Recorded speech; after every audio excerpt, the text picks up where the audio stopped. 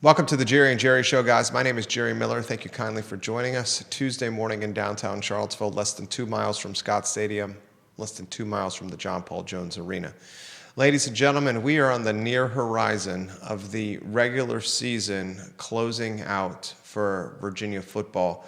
A team that is just charmed, a team that is backed by hard work, a team that is captivated and captured the attention of Wahoo Nation.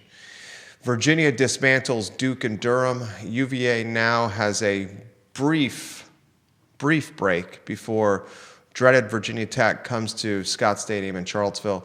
The Hokies have won 19 of the last 20 contests against the University of Virginia. We're going to talk ACC championship. We'll talk Virginia. We'll talk a trip to the college football playoff. We will talk James Franklin and the Virginia Tech hire. We'll talk the good, the bad, and ugly of the Atlantic Coast Conference. We'll talk basketball. Virginia's got Northwestern in a ballroom in West Virginia at the Greenbrier Resort. Northwestern is unblemished right now. Can't wait to see basketball played in a ballroom, ladies and gentlemen, at the Greenbrier. I love the Greenbrier. I think Hootie loves the Greenbrier as well. I really do. Yeah, Greenbrier is a special place.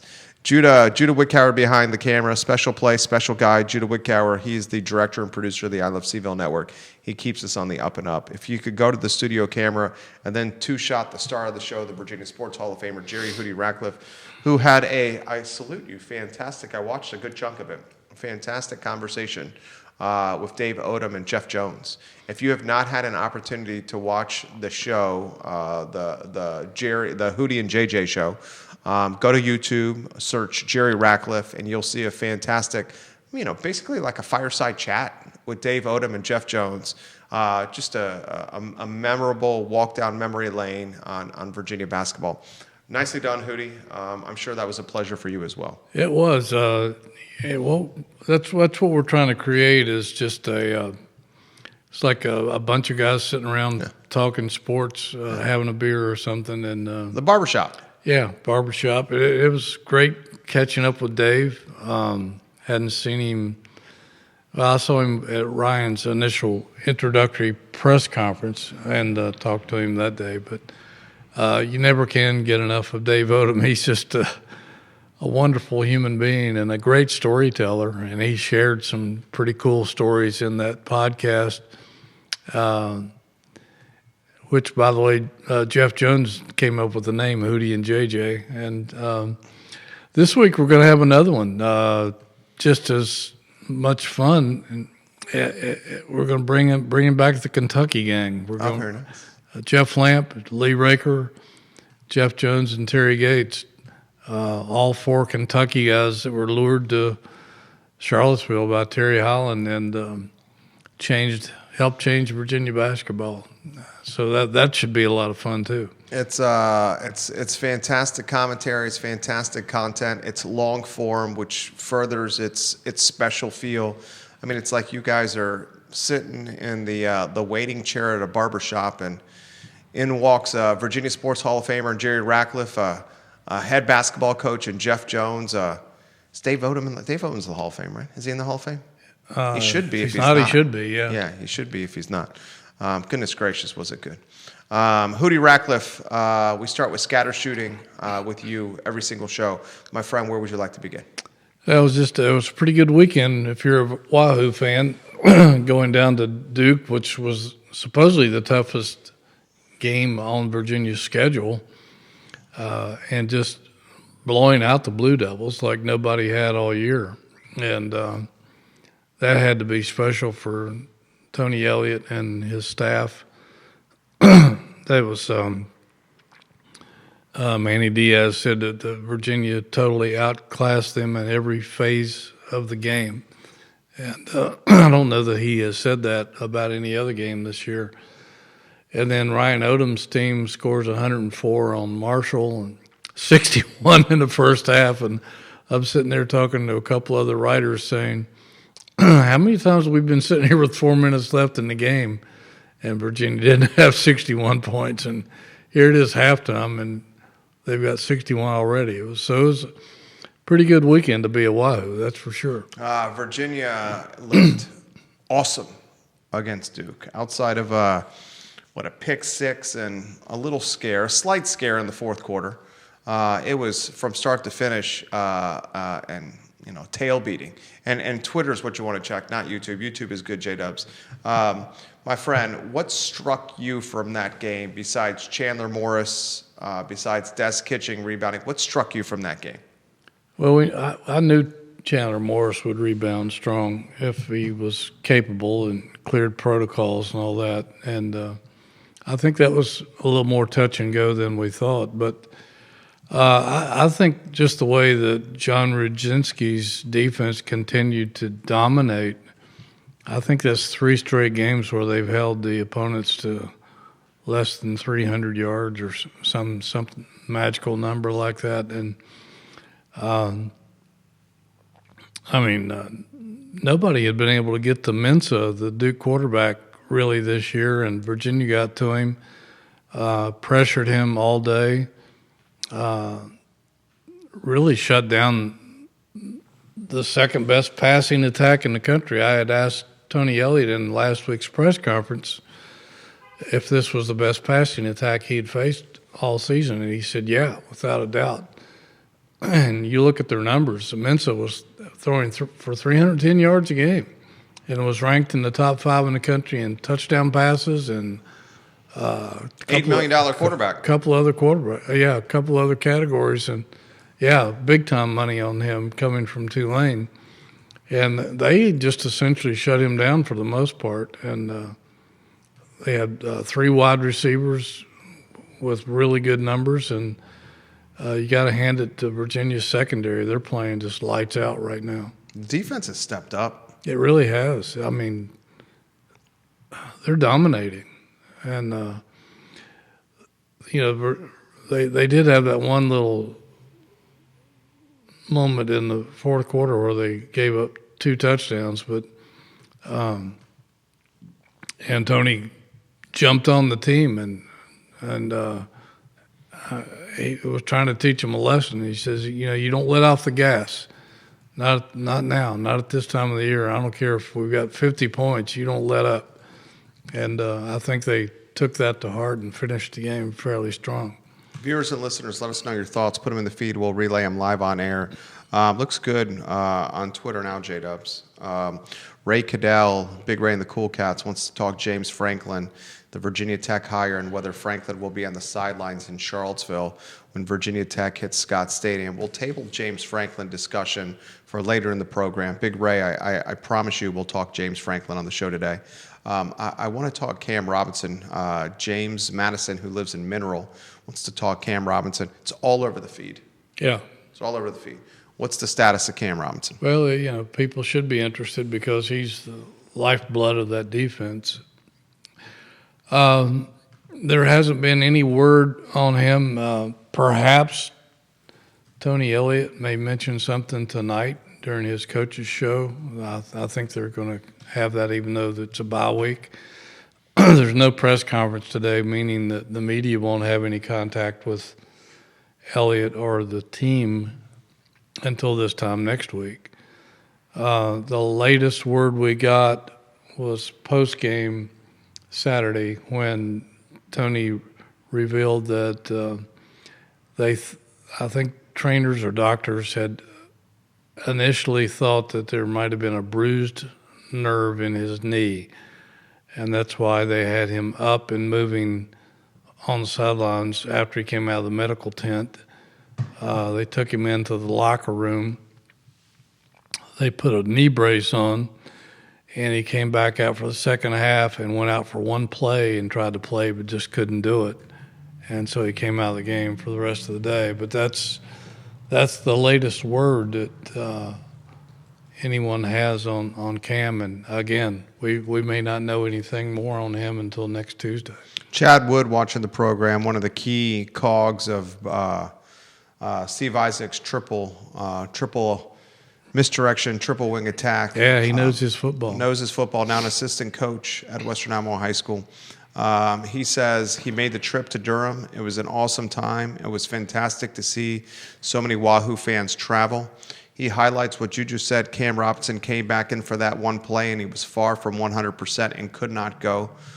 Chad Wood, who is a football coach in the high school level, is concerned with Cam Robinson, as we all are. This man's irreplaceable. Oh, yeah. Even though Danley came in and played well in his absence, and I think led the team in tackling, even though he played only a half. There's nobody that's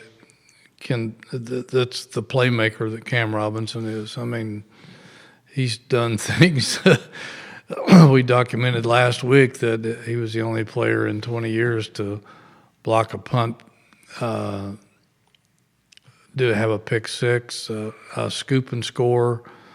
And that's not just at Virginia. That's in college football. And how about that safety as well? And, yeah, you throw that in, you might have to go back another 10 or 20 years. But that just shows the value of it's like John Rodzinski said, the numbers. Well, Cam said it himself. We asked him about what he had done and whether he should be considered for ACC Player of the Year. And he said, well, the numbers speak for themselves. He was spot on. I think he absolutely, for my money, he's the Defensive Player of the Year. He's got my vote. Yeah. Viewers and listeners, let us know your thoughts. Put them in the feed. We'll relay them live on air. Comments are continuing to come in here. This is an interesting one from Buckhead, Georgia. What's the team need to focus on in this off week to be ready for Virginia Tech? I think continuing to work on the run game. That's the whole key to this team winning, is controlling the line of scrimmage, controlling the clock, controlling the pace, controlling the early downs so they don't get stuck in third and long, putting pressure on the defense, their linebackers and safeties who can't crowd the box. And if they do crowd the box, that gives Chandler Morris a whole lot more working room.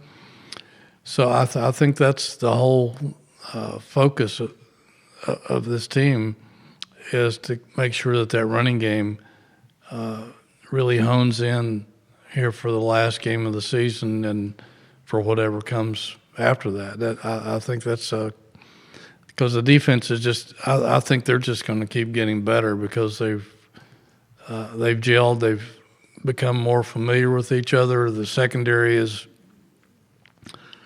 all on the same page. Communication seems to be sharp.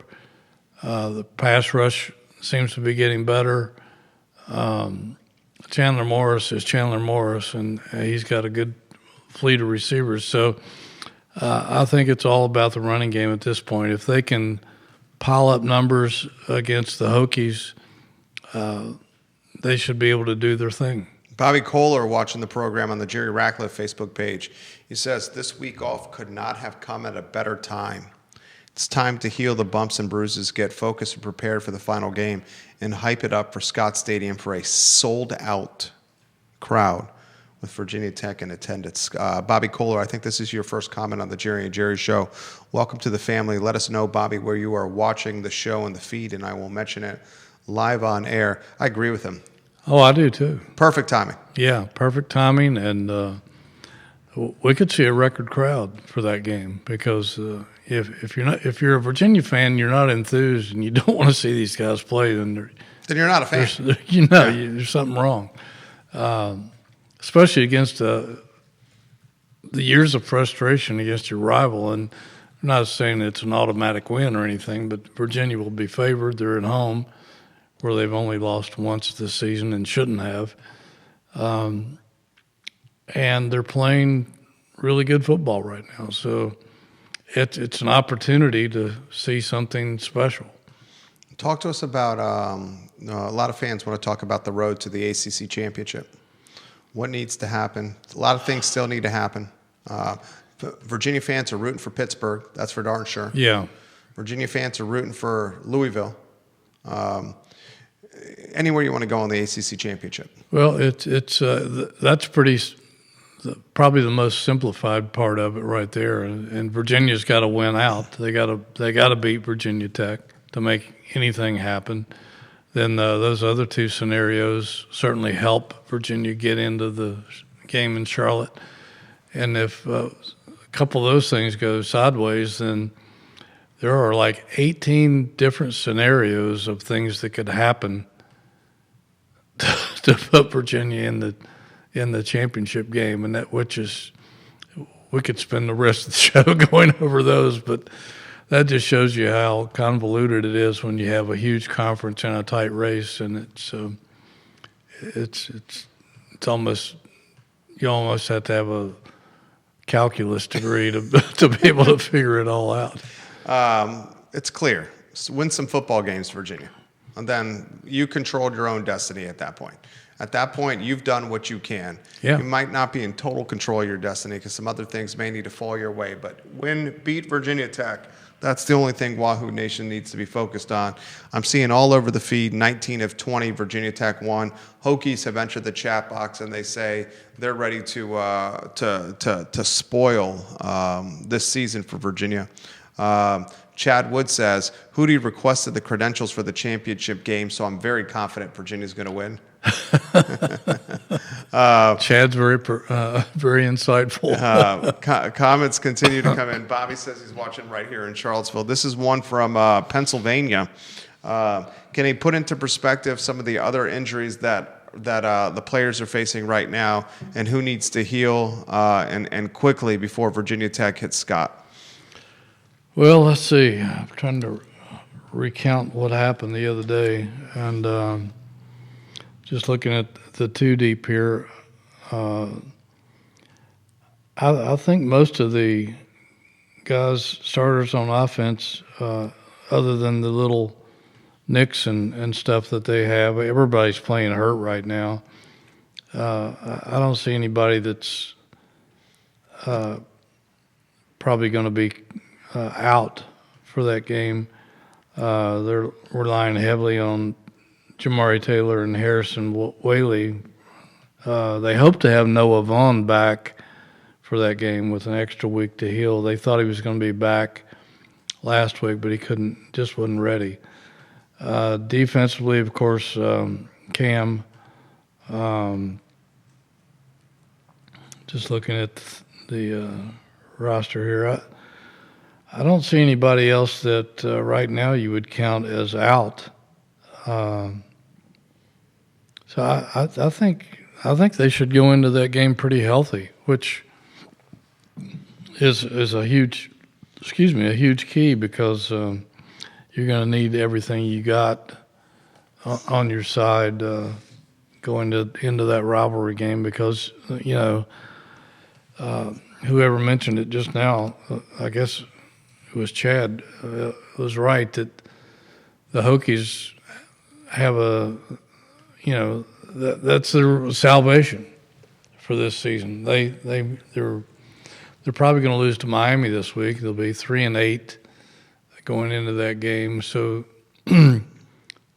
that's the only thing they can hang their hat on, is if they ruin their arch rival season and continue that streak, and it's that would make their year, even though it's been a horrible football season. But that would, in their eyes of their fans, that would give them somewhat of a repentance. I will tell you, and comments are coming in via YouTube. I'm going to get to Shift God 137 and Lightning Fisher 8177 on YouTube here in a matter of moments. If you're watching on YouTube, hammer the thumbs up button, subscribe to the channel, and put your comments in the chat box, and I'll relay them live on air. The James Franklin hire scares the bejeebus out of me as a Virginia fan. Franklin's a hell of a coach. Franklin recruits the DMV. He's a hell of a recruiter. And if anyone had said at the beginning of the season, because we knew Brett Pry was on the hot seat. Right. And if anyone had said at the beginning of the season that Virginia Tech was going to be in the mix and then hire James Franklin, we would have laughed at them. Penn State, I think, was preseason number 2 in the polls. Now, that being said, if anyone had said in the preseason that Virginia would have 9 wins, had a shot at 10 wins for only the second time in school history, had a shot to make the ACC championship in the college football playoff, we probably would have laughed even harder at that person Yeah. than the James Franklin hire to Virginia Tech.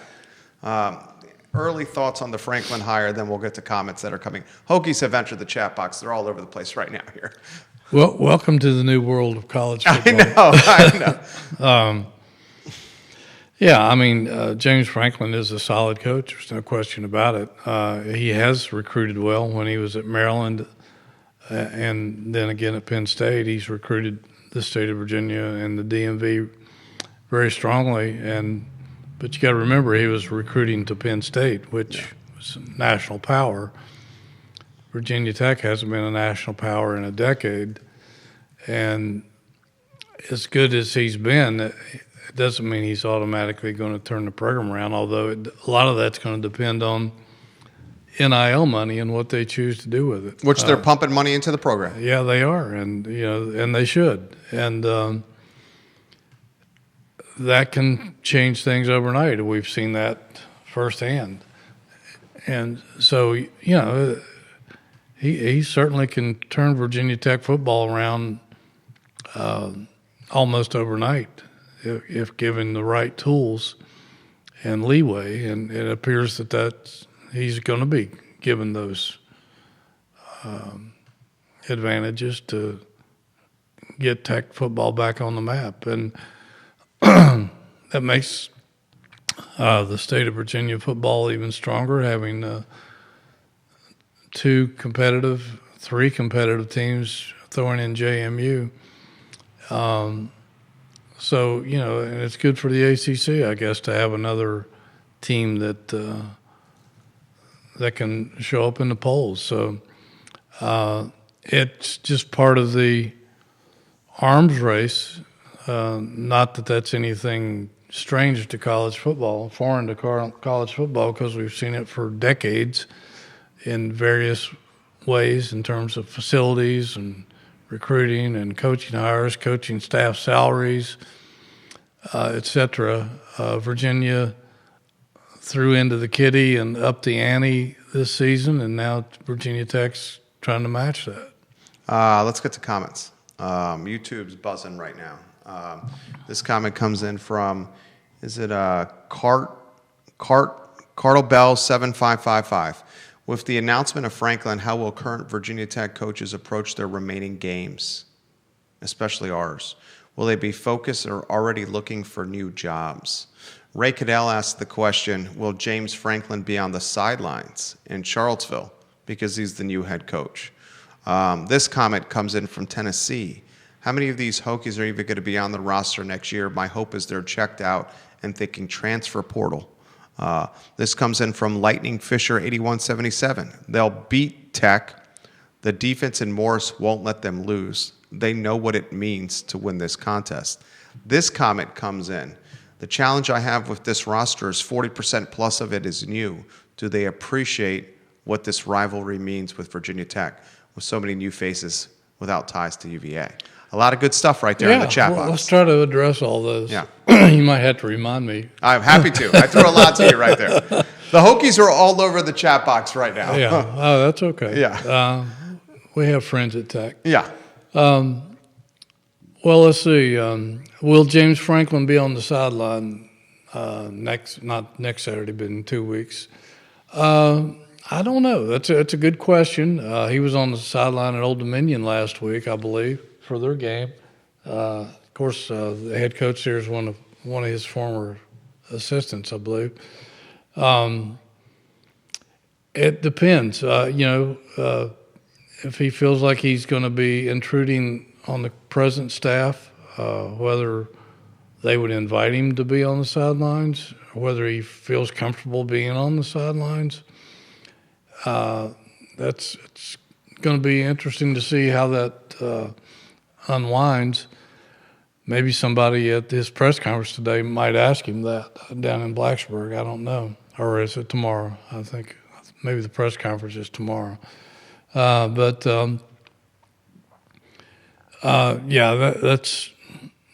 anybody's guess as to, and some of his preference as to what he wants and whether they feel like it's appropriate or not. The coaching staff might feel like he's looking over their shoulder or something. I don't know, but it will be his program. It's a question we won't know until somebody asks him, I guess. If I'm James Franklin, I'm certainly on the sidelines. Yeah, you might want to just see the mood. Just have your presence there. See how your team reacts. I mean, will he be on the sideline this Saturday when they play Miami? If he's going to be here, I would think he would want to be at that game as well.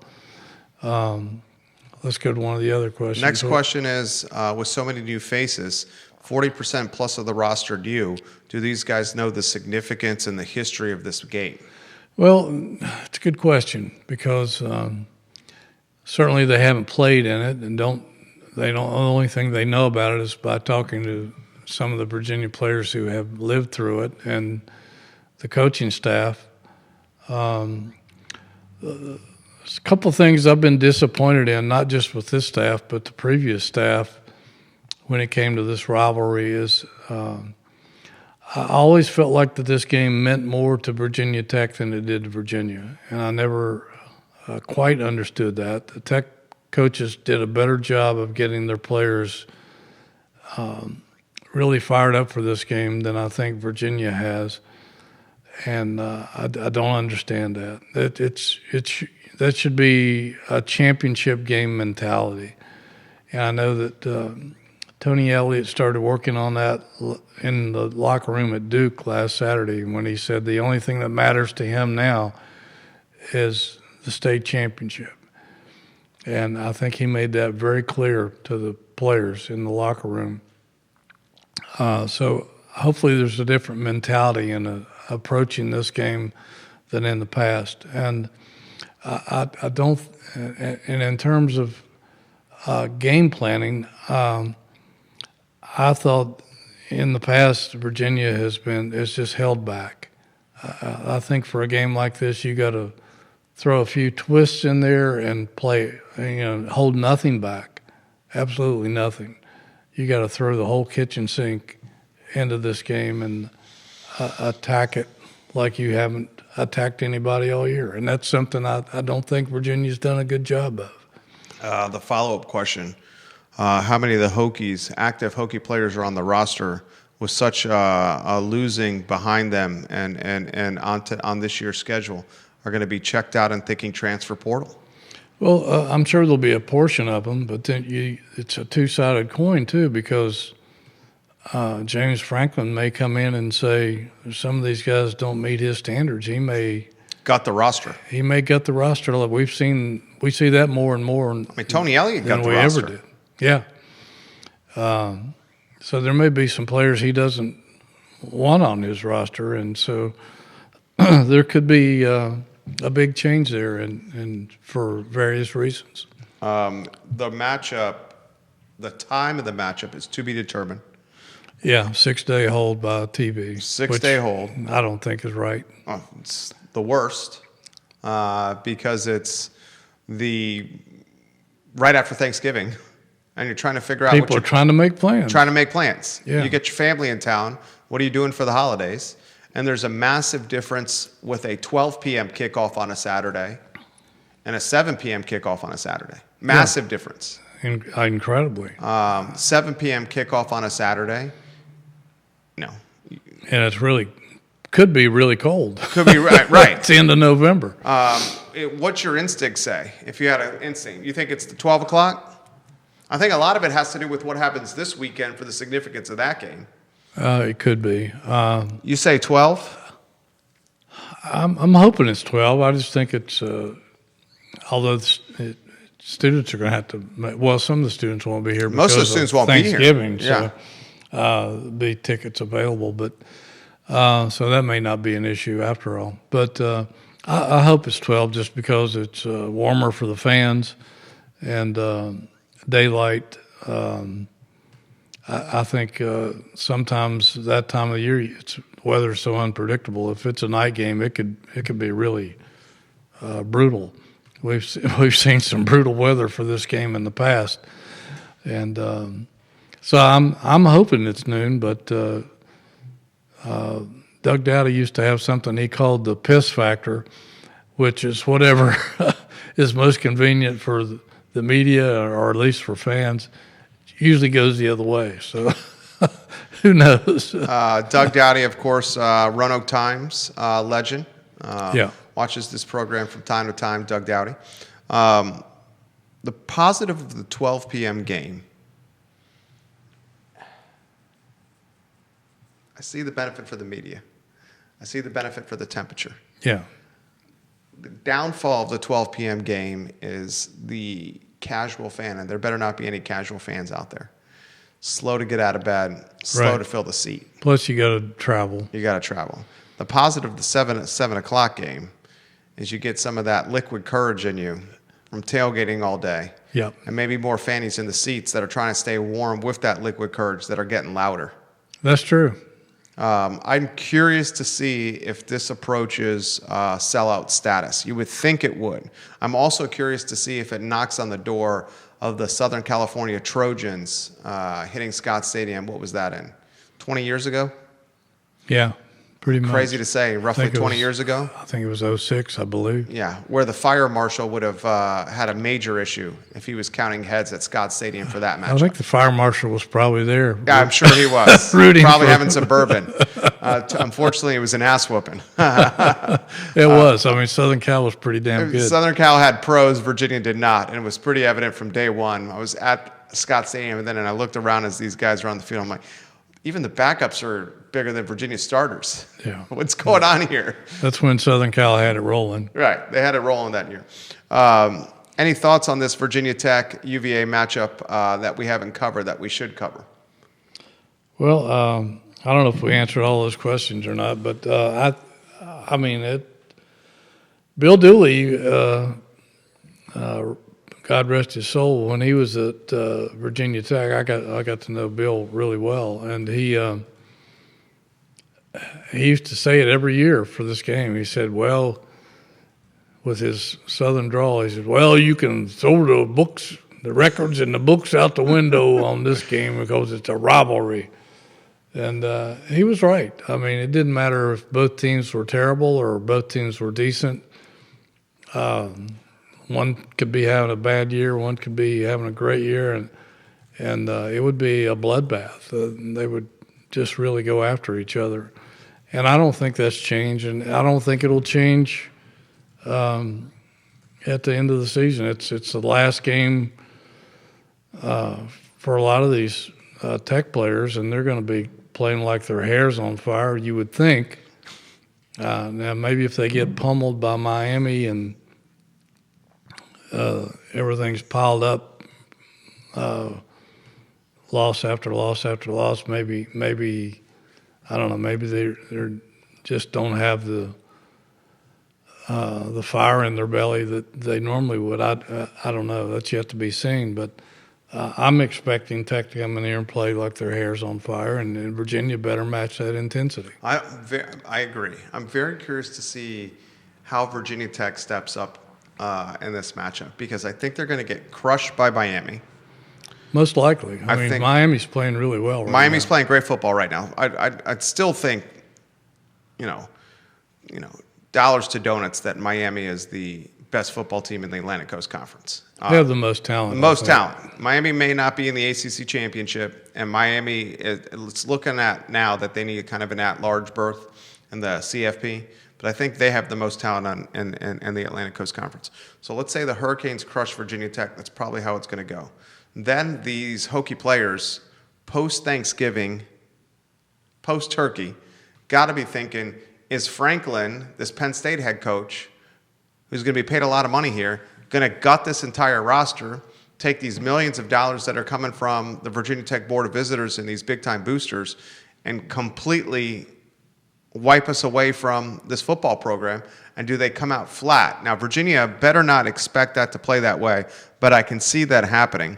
Rob Neal, who's the biggest JMU football fan I know, he's a James Madison University football booster, says Virginia wins by 17 going away in this contest. On paper, it would seem like they're way more talented than Virginia Tech. I hate that I even said that on this show, Hootie, considering Virginia Tech has won 19 of the last 20 matchups. Right. and won some of those games when they shouldn't have. Right. Yeah, I mean that's the $64,000 now $1 million question, I guess, is how the mental attitude of both these teams coming into that game. I think Virginia will probably approach this better mentally than they have in a long time. And I think the difference may just be Chandler Morris and the defense, because the last time Virginia won, it was mostly Bryce Perkins that did the damage, and Tech had no answer for him. And I think Chandler Morris is going to have to deliver that kind of performance to where they just can't shut him down.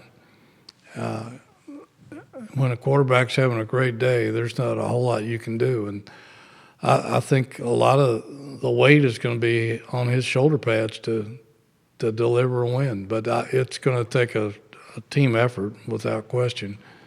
But all those factors you mentioned about that could go negative for Virginia Tech, it still doesn't override the fact that they hate Virginia, and it would make their day and make their year if they can walk in here and ruin Virginia's season. And it would be a tremendous trampoline into the next year with the new coach, with recruiting, with money, with new roster, beating Virginia and saying we've won 20 of the last 21 matchups. Yeah. And then for Virginia's side, I mean, these guys want to be the ones that snap this and try to reestablish some dominance in the state of Virginia, because they've got all the momentum right now, recruiting-wise and money-wise and talent-wise, really. So there's a lot to be said for that. Interesting question that's coming here from the Panhandle of Florida. If Hootie had to rank the top 5 teams in the ACC right now, how would he rank them? Wow, that's a tough ask. I still think Miami has the most talent. Me too. I would, if I had to vote right now, I would probably vote Miami number 1. I think Georgia Tech has slipped a little bit of late. I think SMU is playing really well. Obviously, Virginia bounced back strong last week. I think that number 2 slot would be either Virginia or SMU, then Georgia Tech, and then Pitt. And I may be shorting Pitt because I haven't seen them play very much. I think Louisville is falling off a little bit. It hadn't helped that their best running back has been hobbled. But I would have to put them below those other teams right now. Who's your ACC Offensive Player of the Year? Is it Georgia Tech quarterback? Yeah, I think Haynes King probably deserves it at this point. He's had a pretty darn good year, and without him, I think they'd be a lot more of an average team than what they've been able to accomplish. And I think he probably won that game for them last week when they could have easily gone down at Boston College. You put any credence into Notre Dame hammering Pittsburgh? A little bit. We all wondered just how good Pitt was, and I know Pat Narduzzi said it didn't. That game doesn't matter because it's not an ACC game. But I wouldn't have said that. Yeah. Because it's not a good signal to your fan base that you're playing one of the nation's powerhouses and you say it doesn't matter. And I understand what he's saying. It doesn't affect their season in terms of their goal, which is to get into the ACC championship game. But it's not a good look when you say something like that. But I think maybe Notre Dame exposed some warts on that team. I don't know who else. Do they play Georgia Tech this week? Let me take a look. I believe. We'll take a look at this. That maybe Brent Key can can focus on in trying to dismantle the Panthers. But I think that's who they play this week. Georgia Tech has got Pitt. Yeah. Yep, 7 o'clock, national TV, ESPN. Where is that game? Hotlanta. Yeah, that's going to be a big statement game. That's going to obviously knock one of them out. Yeah. Wahoo fans rooting for Pittsburgh. Yeah. It's going to be a fun game. I'm going to try to watch that one, but I would think Georgia Tech would be a slight favorite just because it's home. Georgia Tech has got I'll tell you what the line is. Georgia Tech's got an interesting way to close the season with hosting Pittsburgh, and then closing with Georgia. Yeah. So Georgia Tech has a chance to really put their stamp on the season. 2.5-point favorites. You get 3 for playing at home. Vegas basically calling it a toss-up. If not, Pitt favored slightly. Yeah.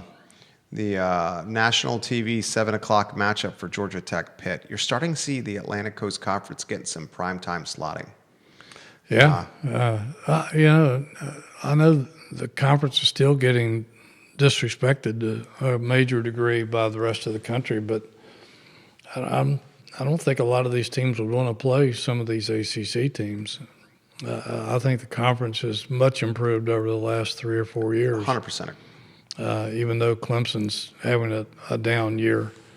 Clemson and Florida State, yet this team is still showing that at least it has parity atop the standings. I'm not saying that we got top 10, top 8, top 5 teams here, but it's got a boatload of top 25 talent teams. Really do. Some good coaches, and they've recruited well. There's a lot of talent in this league. It's going to be interesting to watch the NFL draft this year and see just how much of that talent is tapped into. But I think the ACC is underrated as a whole.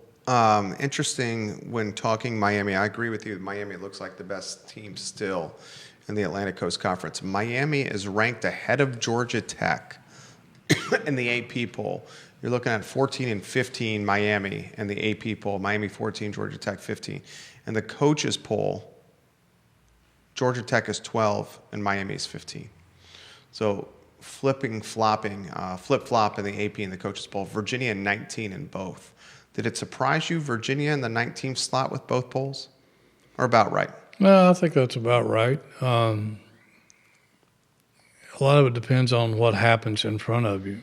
It's hard to leapfrog teams if they keep winning. So I don't think there was a whole lot of losing there wasn't in front of them. So, just to move up is a good thing.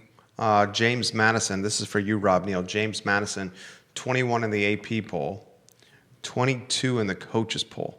Would love to see a James Madison power up in conference play to an ACC. I don't know if that will ever happen, but James Madison in the ACC would intrigue me quite a bit. That's an interesting concept. Of course, the only other state with more than 2 teams is the state of North Carolina with 4. Yeah. 4 of the original members.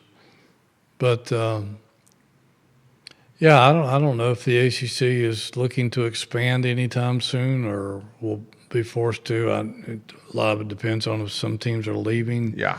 They keep analytics. I know when Gene Corrigan was the commissioner, he used to have a meeting every month with all of his lieutenants, and he would expect a report on any potential team out there. Should the ACC wish to expand, all the attributes that program could bring to the conference, and if they didn't have certain specifications that could help, then they crossed them off the list. And so you would have to. One of the big things is TV market. I don't know where JMU stands with that. That's the issue it has going against them. Probably not a good. No, Harrisonburg not a good market. It has that going against them. So that's one of the major focal points when you're looking to expand is what your TV market provides.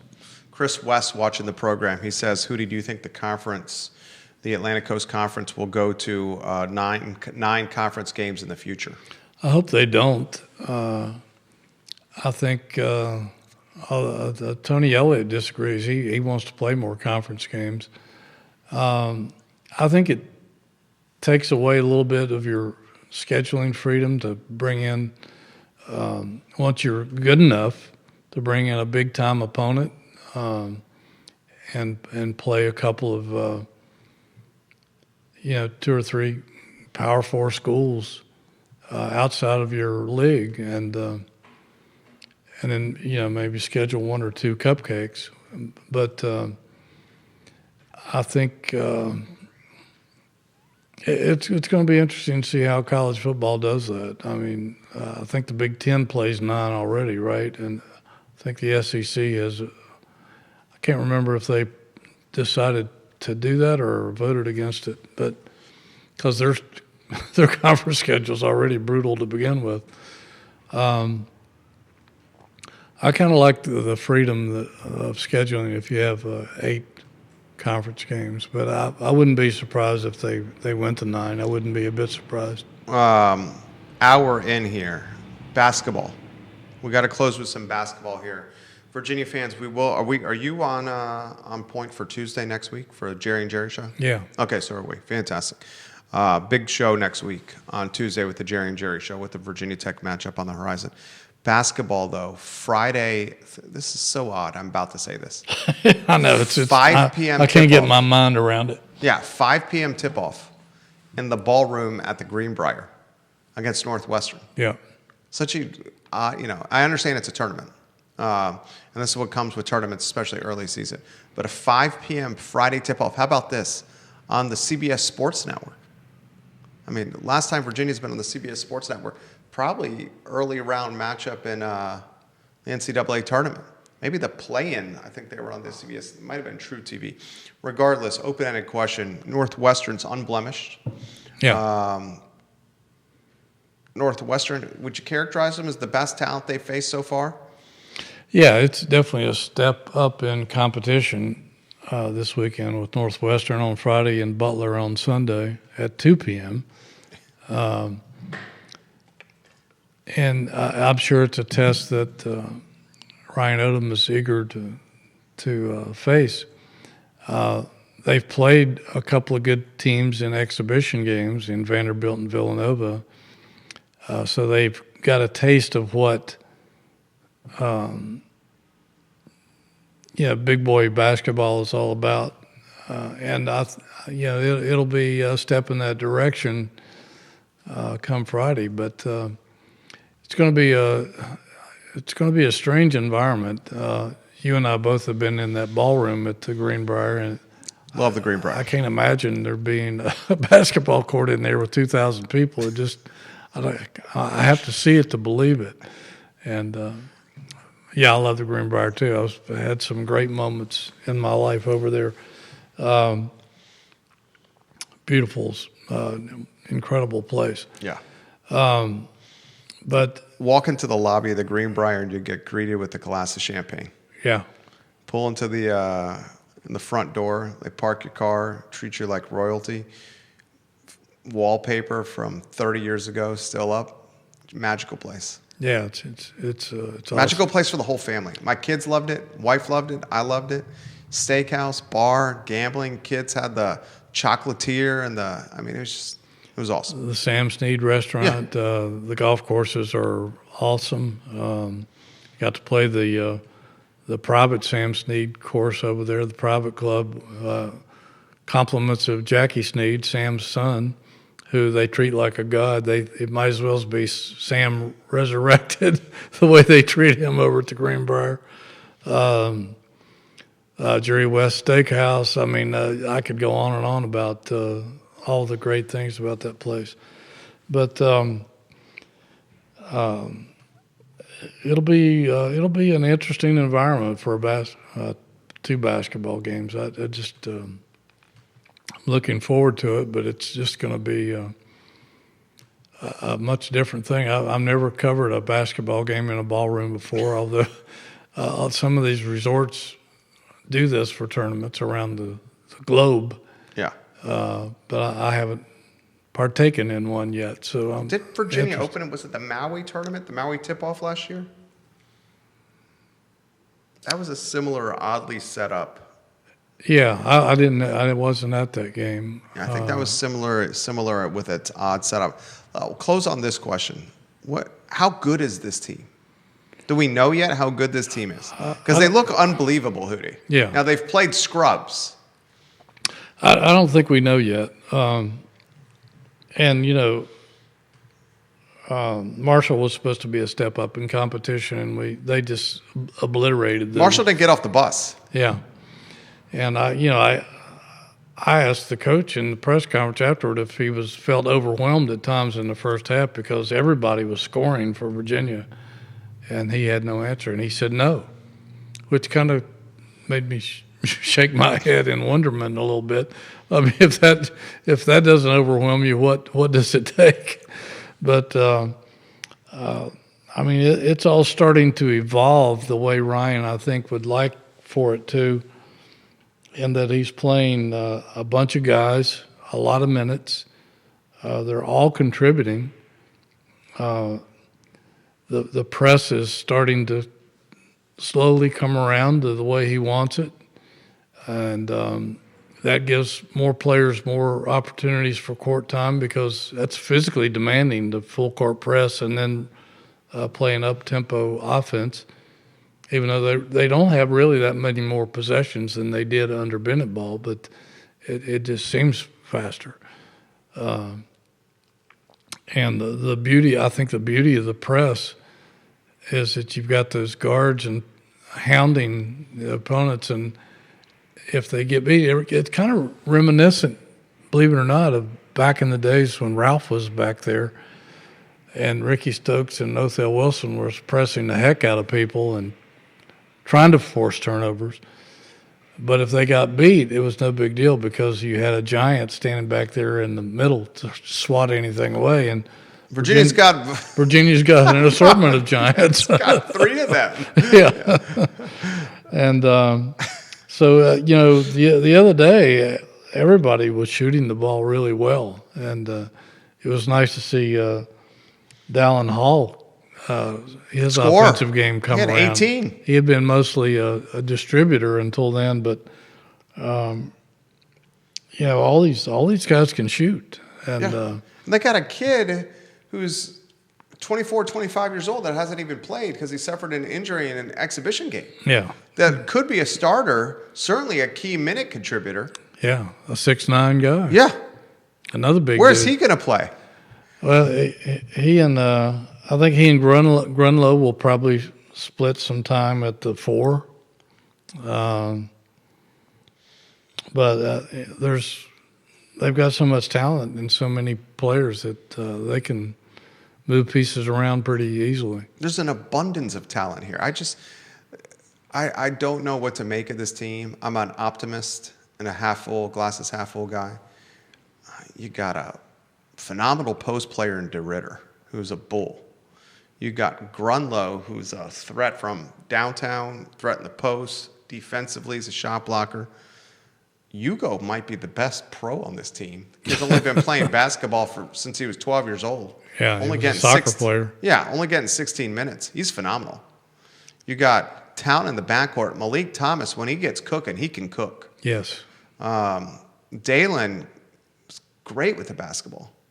Chance Mallory, more upside at the point guard than Dalen. Thing with Chance is you got some unexpected because he's a first year. He's certainly a better scorer. Yeah. This team is ridiculous, but they haven't played anyone. Jakari White. Yeah. Can shoot the lights out. Shoot lights out. I love the Jakarmi. Sam Lewis. Yeah. Could just go on and on with this roster. They got 1, 2, 3, 4, 5 guys averaging double digits, and Jakari and Hugo are at 9.5.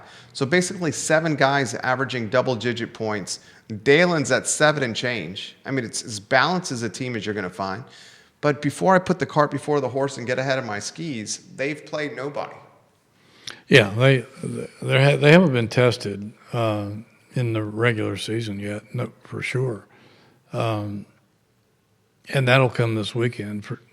I haven't watched Northwestern or Butler play this year. I've been so focused on football and covering this basketball team that there hasn't been much time left to scout other teams. But it's definitely going to be a step up in competition, and we'll know a lot more about this team, and so will Ryan when the weekend's over. But That's right. Again, I go back to that game with Villanova. That I think that gave them a good taste of what they might be in for this weekend. So I'm feeling pretty confident about these guys walking out of the White Sulphur Springs with a couple more wins on their back. I'm feeling the same, Hootie.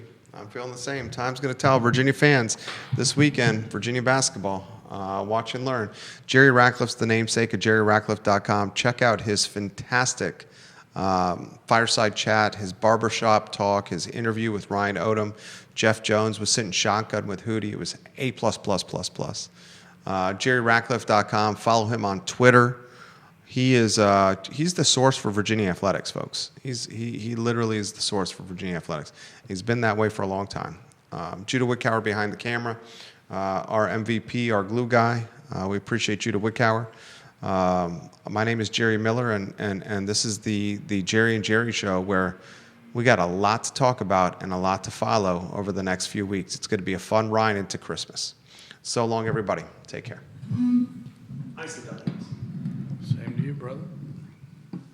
Same to you, Judah.